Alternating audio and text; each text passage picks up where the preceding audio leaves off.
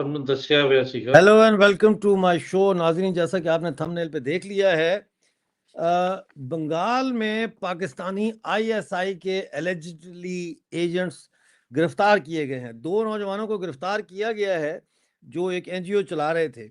और आज ही के दिन पंजाब पुलिस ने एक और टेरर प्लॉट फॉइल किया है। वो भी कह रहे हैं कि ये आईएसआई का था और गुरदासपुर के जंगल में असला सप्लाई किया गया था, वहाँ असला पहुँचाया गया था। वो असला भी पकड़ा गया है जिसमें 2 AK-47 राइफल्स हैं, 16 लाइव कार्ट्रिजेस हैं, 2 P86 हैंड ग्रेनेड्स हैं और ये गुरदासपुर के एरिया से पकड़ा गया है। इससे पहले नाजरीन, मई के महीने में हमने देखा कि ज्योति मल्होत्रा जो 33 ईयर ओल्ड ट्रैवल वीलॉगर थी, उनको भी हरियाणा से गिरफ्तार किया गया एस्पियोनाज के इल्ज़ाम में। हमारे साथ जुड़े हुए हैं मेजर समरतूर जी, नमस्ते, बहुत आपका शुक्रिया। राधे राधे, आप तशरीफ़ लाए हमारे प्रोग्राम में। और जसबीर सिंह जो मेरे इंतहाई लॉयल फॉलोअर हैं, वो मुझे इनका नाम देखता हूँ तो मुझे वो गाना याद आ जाता है, जहाँ मैं जाती हूँ वहीं चले आते हो, है जी। तो वो मुझे हमेशा कहते हैं चाचा चाचा मिर्जा जिंदाबाद। तो आज इस पे बात करेंगे कि ये क्या चल रहा है। एस्पियोनाज, धड़ाधड़ पाकिस्तानी एजेंट गिरफ्तार किए जा रहे हैं। और आज ही ISPR के डायरेक्टर जनरल अहमद शरीफ ने एक प्रेस कॉन्फ्रेंस में हिंदुस्तान पे ये इल्ज़ाम लगाया है कि हिंदुस्तान वॉर मॉन्गरिंग कर रहा है और हिंदुस्तान पाकिस्तान के अंदर टेररिज्म को हवा दे रहा है और अपने एजेंट्स के जरिए पाकिस्तान में टेररिज्म फैला रहा है। इन सब बातों पर चर्चा करने के लिए हमारे साथ मेजर समरतूर साहब जुड़ गए। मेजर साहब, the floor is your sir. Sir देखें, ये ज्यादातर ड्रग कार्टल्स जो हैं, जो ऑपरेट कर रहे हैं पंजाब में, इनकी काफी कोऑर्डिनेशन है विद ड्रग माफिया पाकिस्तान वाली साइड, जो बॉर्डर वाले इलाके हैं। ठीक है। तो मेनली सर, अगर आप याद करोगे तो कई साल पहले गुरदासपुर के पुलिस थाने पे हमला हुआ था, जी जी, जिसमें बिल्कुल हुआ। इनकाउंटर चला था। और गुरदासपुर की स्वाट टीम ने इन आतंकवादियों का इनकाउंटर किया था। तो देखिए, गुरदासपुर एक बहुत ही वल्नरेबल जगह है, क्योंकि सर वो ना एक सेमी टाउन है। और वहां पे मतलब जिस तरीके से दाढ़ी उगा के आपने गोल टोपी की जगह आप अगर पगड़ी बांध के आ जाओ तो नहीं पता लगेगा कौन है। It is easy to mix in the population in Punjab. ऊपर से पंजाबी बोलने वाले हैं। तो देखिए सर, लैंग्वेज और फेशियल जो एडवांटेज है वो मुहैया हो जाता है। और इसलिए पंजाब को एक बहुत ही सॉफ्ट स्पॉट बना के रखा है फॉर इन्फिल्ट्रेशन। नंबर 1, ठीक है। सबसे ज्यादा थ्रेट भी पंजाब से ही है, because of the historical reasons. और उसकी ठीक है। वजह से ड्रग कार्टल्स ने इतना यहाँ पे ड्रग माफिया के साथ मिलके इतना नशा फैलाया है, जिसकी वजह से अब पंजाब में, कनेक्टिंग द पंजाब में, डॉट्स करें। हाँ, पंजाब में पंजाब, फैला है। इंडिया के पंजाब में इतना ड्रग फैला है कि अब मजीठिया करके एक पॉलिटिशियन है, अकाली दल पार्टी के पंजाब के, उनको अरेस्ट किया गया है। और ये बहुत ही पुरानी केस है। जब वो पावर में थे तब भी उन पे FIR हुई थी, तब कोई छू नहीं सका। अब जब नारकोटिक्स ब्यूरो हावी हो रहा है सब पे, और केजरीवाल और आम आदमी पार्टी की जो डोमिनेंस है पंजाब में, वो शो करने के लिए उन्होंने लहजा एक्शन लिया है, उन्हें गिरफ्तार किया है। और भी गिरफ्तारियां बढ़ रही हैं, क्योंकि देखिए, मजीठिया एक काफी पावरफुल पॉलिटिकल फैमिली से ताल्लुकात रखते हैं। और उनके जो ड्रग कनेक्शंस हैं, कह रहे हैं कि जितना भी ड्रग मनी था उससे प्रॉपर्टियां बहुत खरीदी गई, हवाले का पैसा बहुत यहां से दुबई और बाकी गल्फ कंट्रीज में बहुत रोटेट किया गया। तो प्रॉपर्टीज बहुत बनाई गई, बेनामी प्रॉपर्टीज। तो देखिए, अब जो ईडी है, इन्फोर्समेंट डायरेक्टरेट, नारकोटिक्स ब्यूरो, जो ड्रग इन्फोर्समेंट एजेंसी DEA, ये सारे मिलके अब ये शिकंजा कस रहे हैं। जो करप्ट पुलिस वाले थे, उनके जिनके नाम है FIR में दर्ज थे, उनको उनकी प्रेजेंट पोस्टिंग वाली जगहों से उठा के इंटेरोगेशन के लिए डायरेक्ट लेके आया जा रहा है। मतलब कोई मतलब राहत किसी को नहीं मिल रही है, ना किसी को कोई शय मिल रही है। और जिस तरीके से देखिए यहाँ पे साउथ वेस्टर्न कमांड के आर्मी कमांडर ने ये बल्कि चीफ मिनिस्टर ऑफ पंजाब के साथ मीटिंग करके बताया कि मुझे पंजाब से नौजवान नहीं मिल रहे हैं रिक्रूटमेंट के लिए इन इंडियन आर्मी।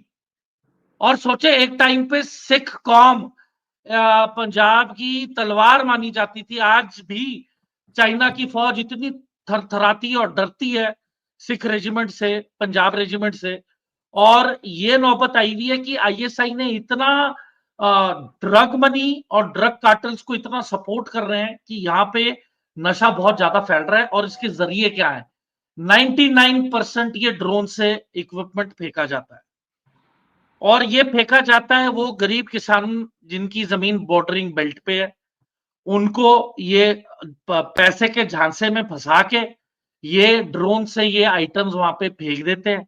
और फिर ये सबसे अजीब बात या फिर सबसे यूनिक चीज ये है कि अब ये इंडिया के ही सिम कार्ड यूज कर रहे हैं पाकिस्तान में भी। पहले तो होता था कि +92 से कॉल आती है तो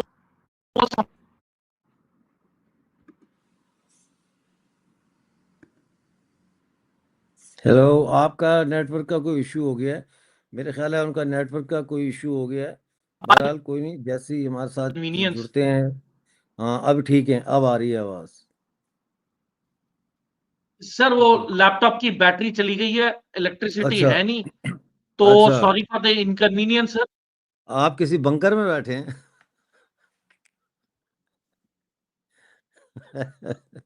लैपटॉप की बैटरी नहीं है, कोई बात नहीं। लैपटॉप की बैटरी अगर नहीं है, हम गुफ्तगू का सिलसिला जारी रख सकते हैं। मेरी तो आवाज़ आ रही है। सुरेखा सुरेखा जी, मेरी आवाज़ तो आ रही होगी आपको। और आप जैसा कि जानते हैं, हमारे पास और भी खबरें हैं, ये नहीं कि हम एक ही खबर लेके बैठे हुए हैं। तो हमारे पास और भी खबरें हैं जो आप के साथ शेयर करेंगे। उनमें एक बड़ी खबर तो ये आ रही है कि बीएलएफ ने हमला किया है और उसमें 8 पाकिस्तानी फौजी जो है उनको हलाक करने का दावा किया बीएलएफ ने। जी। और आज हम जो इस वक्त बात कर रहे हैं, वो बात हम कर रहे हैं उस पे जो गिरफ्तार हुए हैं लोग। अच्छा, ये क्या लिखा है?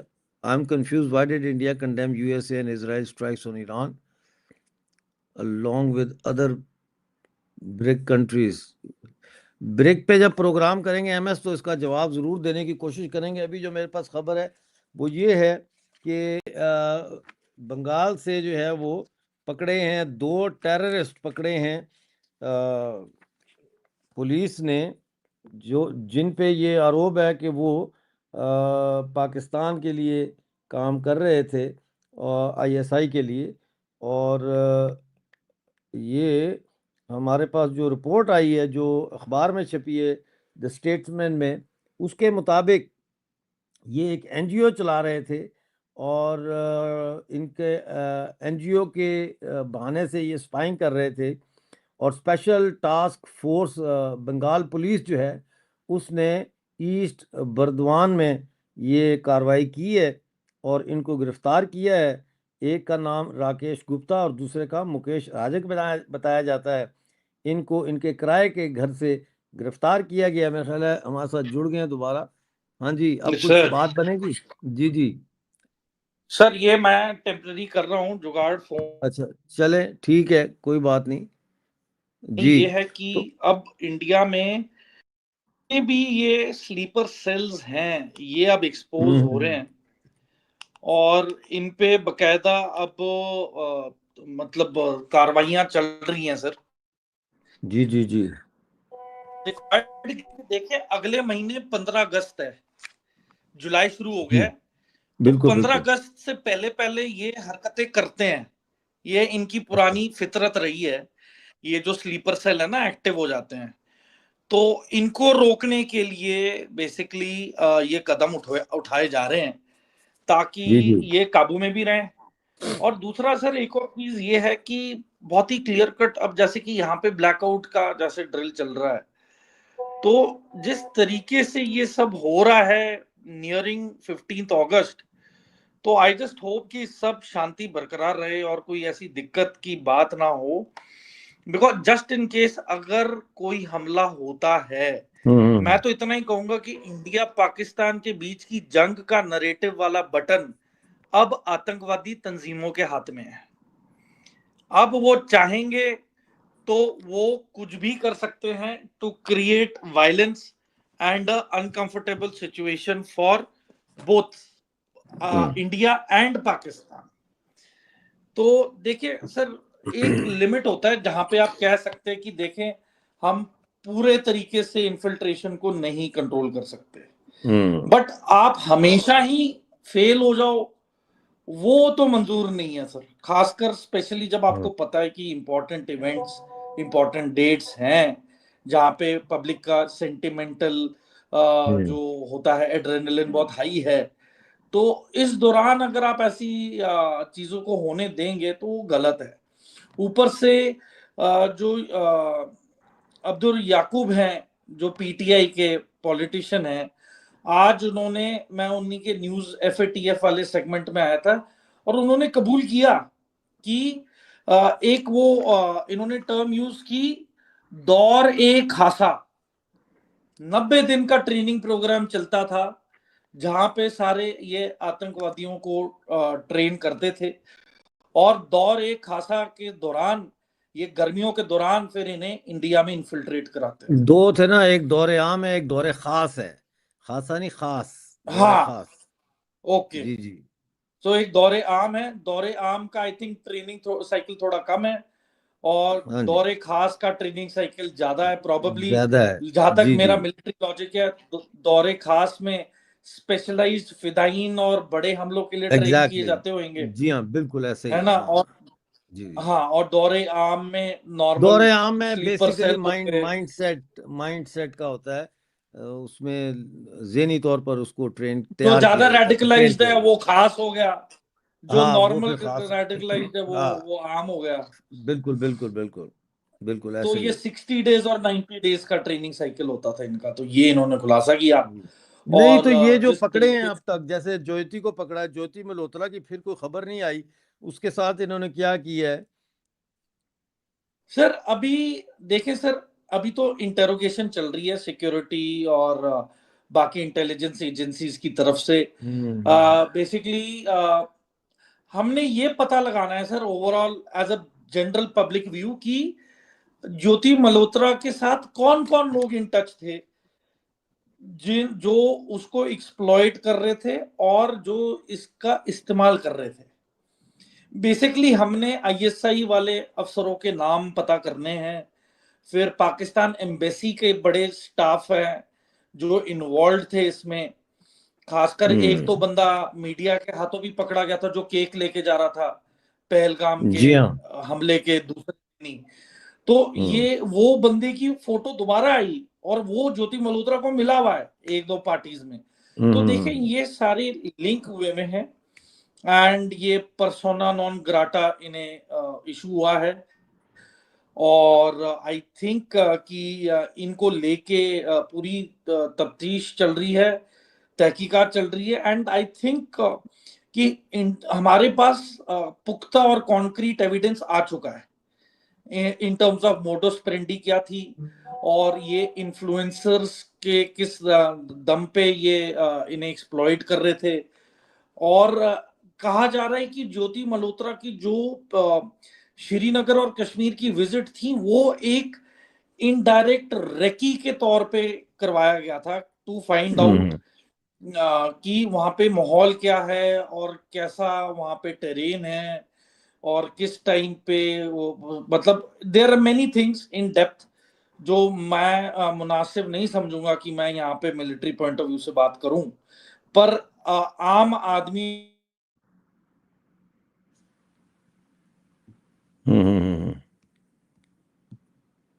What was going on. बाकी ठीक है। सर देखें एफएटीएफ का आज लिस्ट में आया है नाम, FATF की भी लिस्ट आज जारी हुई है, तो उसमें भी पाकिस्तान को दोबारा पॉइंट आउट किया गया, क्योंकि 21 अक्टूबर 2022 में पाकिस्तान को लेट ऑफ कर दिया था अलोंग विद निकारागुआ, ये अफ्रीकन कंट्री है। इन दोनों कंट्रीज को वार्निंग देके कब किया था? FATF की जो लिस्ट है, financial action task force list, हाँ जी, हाँ जी। तो 21 अक्टूबर 2022 में पाकिस्तान को एक्सक्लूड कर दिया था कि भाई अब आप ऐसी कोई गलत हरकतें और पैसे का इस्तेमाल नहीं करेंगे, और वार्निंग देके छोड़ा था। अब दोबारा FATF ने नोटिस जारी किया है और पाकिस्तान का बकायदा नाम लिया है पहलगाम के हमले को लेके कि आपने पनाह दी है टेररिस्ट को। तो ये बहुत ही बड़ा खुलासा है। और मैं जो रिपब्लिक टीवी पे यही बताना चाह रहा था सभी पैनलिस्ट को कि एक बिलाल सादिक करके पाकिस्तान के जो क्रिप्टो मिनिस्टर है उसे अपॉइंट किया गया है, और वो चैंग झाओ करके एक बंदा है चाइना का, वो जो बाइनेंस क्रिप्टो ऐप का पहले CEO था, अब उसे अपॉइंट किया गया है फॉर पाकिस्तान क्रिप्टो रिजर्व को हैंडल करने के लिए। और ये इस दौरान आता है जब पाकिस्तान के जो आर्मी चीफ हैं जनरल ये फील्ड मार्शल मुनीर जब ट्रंप से मिले, और ट्रंप ने ये डिक्लेयर भी किया कि Pakistan will be the next hub of crypto currency reserve. और आप जॉइन द डॉट्स, ट्रंप ने अपना एक ट्रंप कॉइन भी निकाला है। तो ट्रंप कॉइन उसी दिन लॉन्च हुआ जिस दिन ट्रंप की स्वेरिंग इन सेरेमनी थी, और पहले दिन ही वो $1 बिलियन के मार्क को टच कर गया था ओवरऑल। हालांकि वो बिटकॉइन से अभी भी काफी गैप से नीचे है, पर आप फिर भी देखें कि ये प्रेसिडेंट ट्रंप से रिलेटेड ये क्रिप्टो कॉइन, उसके बाद पाकिस्तान को एक क्रिप्टो रिजर्व मुल्क के तौर पे डिक्लेयर किया जाना, फिर तीसरा बाइनेंस क्रिप्टो ऐप जो वर्ल्ड की ऑलमोस्ट नंबर 1 ऐप है, उसके एक रिटायर्ड CEO को, जो 2 महीने हुए हैं उसे रिटायर हुए उस कंपनी से, और आप उसे पाकिस्तान का क्रिप्टो मैनेजमेंट हेड बना देते हैं। और इस बंदे का नाम है चेंग जाओ। आप अगर टाइप करेंगे और सर्च करेंगे तो इस बंदे को इन्होंने हायर किया है फॉर मैनेजिंग, और इस बंदे ने ये बोला है कि आज की तारीख में 2000 मेगावाट रिक्वायर्ड है to take care of crypto currency mining in Pakistan. तो बेसिकली एक तो ये है, और क्रिप्टो में क्या होता है ना सर कि there is no track record of पैसा कहां से आ रहा है और पैसा कहां से जा रहा है। बस इतना है कि आपका क्रिप्टो वॉलेट में अगर पैसा आ गया और आपके पास एक सिक्योर पासवर्ड और मैकेनिज्म है तो वो पैसे आपके पास महफूज है। वरना नॉर्थ कोरिया आज की तारीख में नंबर 1 मुल्क है जो क्रिप्टो चोरी करता है, और ये बिलियंस ऑफ डॉलर्स में चोरी करता है। इनका बहुत बड़ा टीम है नॉर्थ कोरिया में जो सिर्फ क्रिप्टो ही चोरी करता है और उनका कोई काम नहीं है। उस तरीके से काफी फंडिंग होती है नॉर्थ कोरिया को सर। तो if you connect all these dots तो आप देखें, फिर एक और खबर आई है कि फील्ड मार्शल आसिफ मुनीर ने चाइना से $60 बिलियन की डील की थी कि वो सीपेक को कंप्लीशन में डाल देंगे, कंप्लीशन स्टेज में पूरा सिक्योर करके। उसी दौरान अब जब ये प्रेसिडेंट ट्रंप को मिले तो ट्रंप ने इसको $40 बिलियन ऑफर किए, जिसके बदले आसिफ मुनीर ने बलूचिस्तान की रेयर अर्थ मेटल्स की माइनिंग के लिए उन्हें अलाउ कर दिया है। इसकी वजह से क्या होगा, अब बलूचिस्तान मूवमेंट पे तो फर्क पड़ेगा ही। चाइना और बेसिकली अब टग ऑफ वॉर होगा पाकिस्तान को लेके between China and America. America को पाकिस्तान की जरूरत है ईरान को काउंटर करने के लिए, क्योंकि वो इराक से इन्वेड नहीं कर सकते ईरान को अगर वो चाहें भी। पाकिस्तान की रिक्वायरमेंट इसलिए है कि बाई चांस अगर कोई भी अमेरिकन फाइटर जेट को कोई हताहत होता है या खराब होता है या हिट हो जाता है, इधर वो इराक में लैंड करेगा इमरजेंसी बेस, या फिर वो पाकिस्तान के जकोबाबाद एयरबेस में लैंड करेगा। तो ये डील हुई है। और जहां तक इंडियन इंटेलिजेंस एजेंसीज का सवाल है, Noor Khan airbase is partially being run by Americans, including the handling of the nuclear weapon systems. ये एक एक्स सीआईए एजेंट का दावा है, पर इसमें कितनी सच्चाई है ये अभी भी इंडियन एजेंसीज अभी चेक कर रही हैं कि how much truth is there in this. तो सर ये कहानी है। And at the moment situation is very fragile, क्योंकि इम्पोर्टेंट महीना आने वाला है 15 अगस्त। एंड जिस तरीके से यहाँ पे ब्लैकआउट ड्रिल्स हो रही हैं, आई फेल टू अंडरस्टैंड कि it stands to no logic की वाई। तो ये कहानी है सर। कहाँ पे हो रही हैं ब्लैकआउट ड्रिल्स?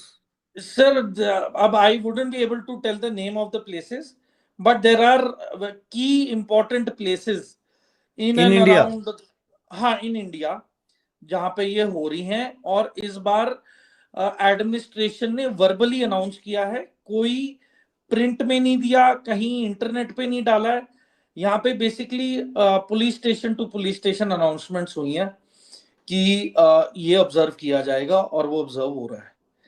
तो अब वो seriousness of the situation feel होती है एज अ मिलिट्री वेटरन। अगर पुलिस वर्बली स्पीकर्स पे अनाउंस कर रही है एटलीस्ट पिछले 4-5 दिनों से, और प्रिंट मीडिया कहीं पे भी कुछ नहीं आ रहा है, और आज का दिन इन्होंने सिलेक्ट किया कि थोड़ा लंबा चलेगा, एवरीडे ड्यूरेशन बढ़ रहा है। सो और ये भी नहीं कि गर्मी का सीजन है, मॉनसून है, और बिजली का भी ऐसा नहीं है कि बारिश भी इतनी हो रही है, it is just normal weather. तो I am very sure as per logic की something is cooking, but what I am really not aware. Well, something has already been cooked and presented to Pakistan Army on the plate is that Zhao में Pakistani forces के 8 फौजियों को आज BLF ने, Bloch liberation front ने मार दिया है। और उनका मैसेज आया है, बलूचिस्तान लिबरेशन फ्रंट के तर्जुमान मेजर गोराम बलोच ने मीडिया को भेजे गए अपने बयान में कहा कि सरमचारों ने 8 जून की दोपहर 1 बजे झाओ के इलाका नोंडरा अजीम बाजार में पाकिस्तानी फौजी कॉन्वॉय पर एक मुनज़्ज़म और मरबूत घात हमला किया। फौजी काफिला 2 गाड़ियों और मोटरसाइकिल सवार दस्तों पर मुश्तमिल था, जो केच चेक पोस्ट से बरेत की जानिब बढ़ रहे थे। मेजर गुलाम बलोच ने कहा कि सरमचार पहले से तयशुदा फायर पोजीशंस में घात लगाए पोजीशन संभाले हुए थे। जैसे ही काफिला वहां पहुंचा, BLF के फील्ड यूनिट ने जदीद यानी मॉडर्न और भारी यानी हैवी हथियारों से हमला किया, जिसके नतीजे में पाकिस्तानी फोर्सेस के मुतअद्दिद एहलकार हलाक और कई जख्मी हो गए। उन्होंने कहा कि सरमचारों ने 30 मिनट तक फौजी काफिले को घेराव में लेते हुए फायरिंग जारी रखी। तर्जुमान के मुताबिक सरमचारों के घेराव में फंसे फौजी एहलकारों की सप्लाई यानी कुमक के लिए बख्तरबंद गाड़ियों और मोटरसाइकिल सवारों के दस्ते पहुंचे, जिन्हें पहले से पोजीशन संभाले सरमचारों ने भरपूर तरीके से निशाना बनाया, जिसके नतीजे में मजमूई तौर पर 8 फौजी हलाक और कई जख्मी हो गए। मेजर गुलाम बलोच ने अपने बयान में कहा कि सरमचारों ने कार्रवाई मुकम्मल करने के बाद मारो और निकल जाओ का गुरिल्ला जंगी हरबा यानी हिट एंड रन टैक्टिक्स इस्तेमाल करते हुए इलाके की जोग्राफिया का फ़ायदा उठाते हुए बगैर किसी नुकसान के कामयाबी से अपने ठिकानों पर वापस पहुंच गए। तो ये हमला हुआ है कल, जिसकी रिपोर्ट आज आई है कि 8 पाकिस्तानी फौजी जो है वो BLF ने मार दिए हैं। इसके अलावा भी जगह जगह जो है पाकिस्तानी फ़ौज के साथ स्क्रिमिशेस जो होती हैं, झड़पें, वो बदस्तूर जारी हैं। और पाकिस्तान में 27 YouTube चैनल जो है वो बंद कर दिए हैं, और वो बंद इसलिए किए हैं कि वो बलूचिस्तान के इशू को उठा रहे हैं, वो इंडिया की तारीफ करते हैं और इंडिया का पाकिस्तान के साथ कंपैरिजन करते हैं। वो वहाँ पे ह्यूमन राइट वायलेशन को उजागर करते हैं, तो इसलिए वो मिलिट्री इस्टेब्लिशमेंट को पसंद नहीं थे। तो FIA ने साइबर क्राइम जो उनका विंग है, उसने इस्लामाबाद की कोर्ट में इन यूट्यूब चैनल्स के ख़िलाफ़ केस किया था।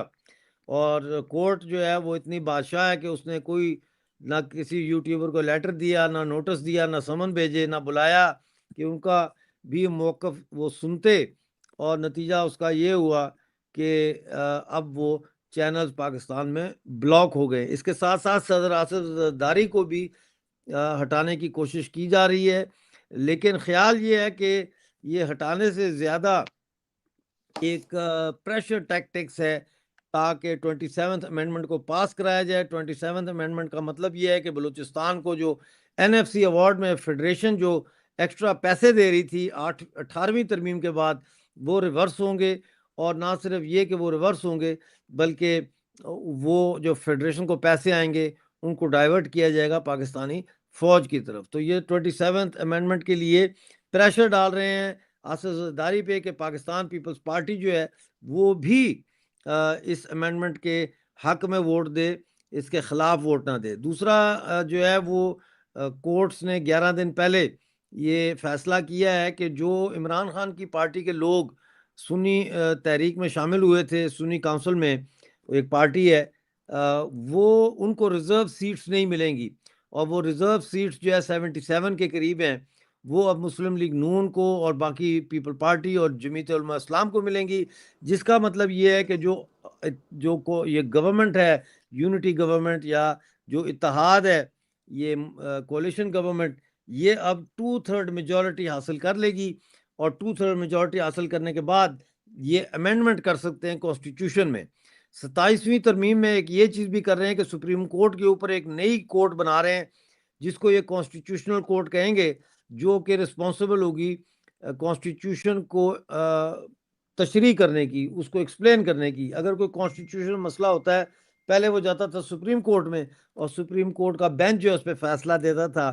अब ये इख्तियार जो है सुप्रीम कोर्ट से ये पावर्स छीन के तो एक और डमी अदालत कायम की जा रही है, उसके हवाले किए जाएंगे।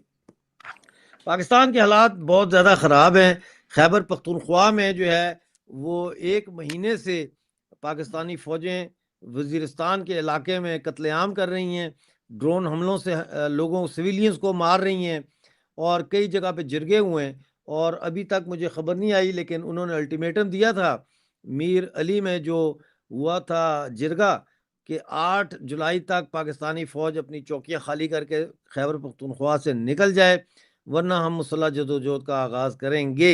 आज 9 तारीख़ है, देखते हैं वहाँ से क्या ख़बर आती है। अभी तो वहाँ तमाम इंटरनेट और हर चीज़ बिल्कुल बंद है। आज खैबर पख्तूनख्वा से हमें कोई ख़बर नहीं आ रही, कोई राब्ता नहीं हो रहा, तो इसलिए आज हम वेट कर रहे हैं।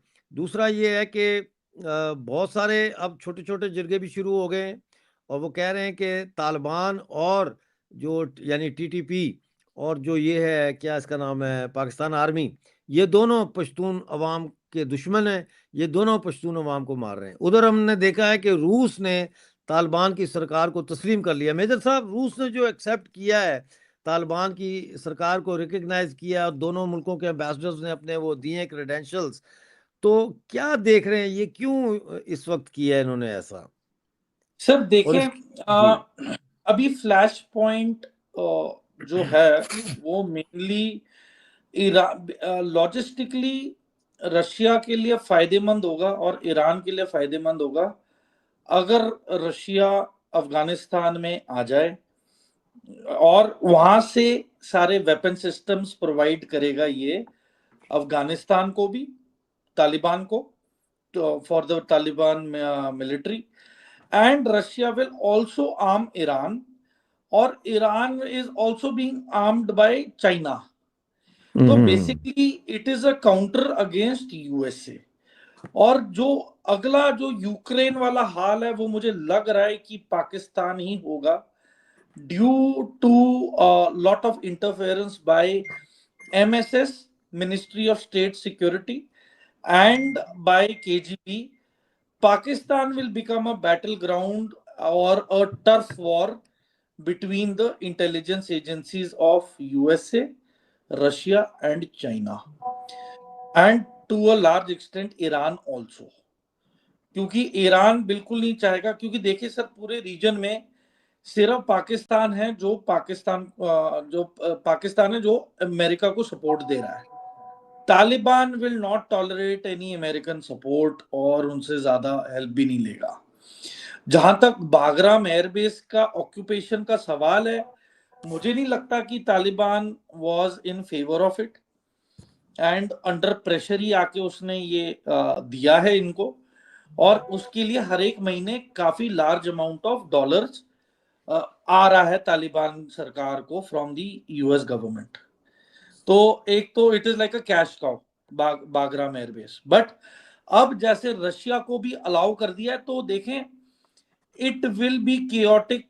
Afghanistan will eventually become again turf war between China की माइनिंग कंपनीज पहली बस चुकी हैं।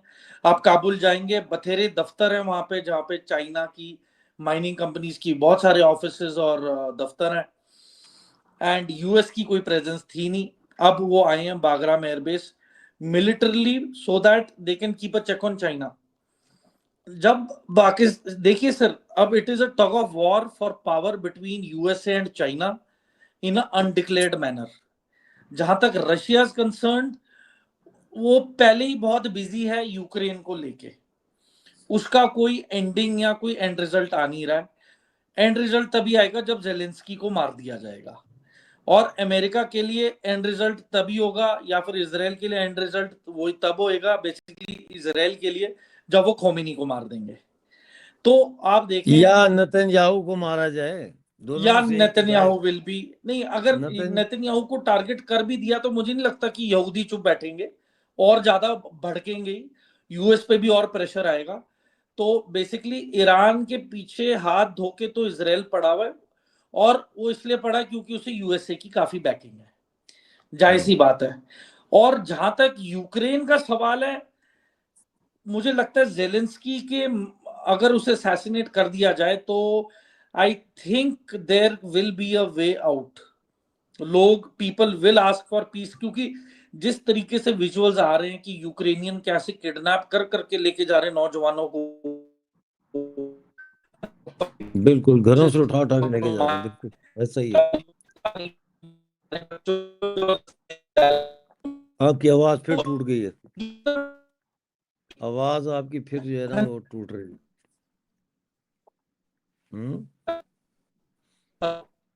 आवाज आपकी सही नहीं है। देखते हैं शायद इनका कोई आज वहाँ ब्लैकआउट, वो कहीं बैठे हैं, मैं उन्होंने अपनी लोकेशन डिस्क्लोज नहीं की। इंडिया में कई शहरों में ब्लैकआउट की प्रैक्टिस चल रही है, और मेजर साहब जो है वो बड़े एक्टिव हैं डिफेंस के मामलात में, तो वो किसी जगह बैठे हुए हैं जहाँ ब्लैकआउट है, इसलिए वहाँ पे उनको प्रॉब्लम भी आ रहा है इसका कनेक्शन का और ये सारा। बहरहाल जो खबरें हमने आपको देनी थी आज, वो हमने जल्दी जल्दी आपको दे दी हैं। अब आप इसको शेयर करें और कमेंट्स में बताएं कि क्या हो रहा है दुनिया में, हमारी दुनिया में क्या हो रहा है। और आखिर में एक दफ़ा फिर जाते जाते आपको बता दूंगा, कल 8 तारीख को जाओ में BLF बलोच लिबरेशन फ्रंट ने घात लगाकर हमला करके 2 मुख्तलिफ हमलों में 8 पाकिस्तानी फ़ौजी मज़ीद हलाक कर दिए हैं। आज के प्रोग्राम में मेरे साथ जुड़ने का बहुत शुक्रिया। अब आपसे मिलेंगे अगले प्रोग्राम में, उस वक्त तक के लिए मुझे इजाज़त दीजिए।